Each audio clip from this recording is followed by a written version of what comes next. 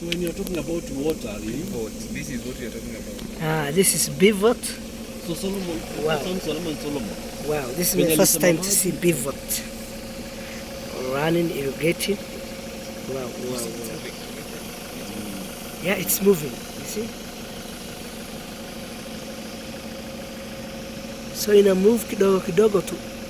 Unaona hiyo ni mvua kabisa, that's rain. Yeah. And then the beauty with it, depends on the crop na crop. Kama ni refu unazinua.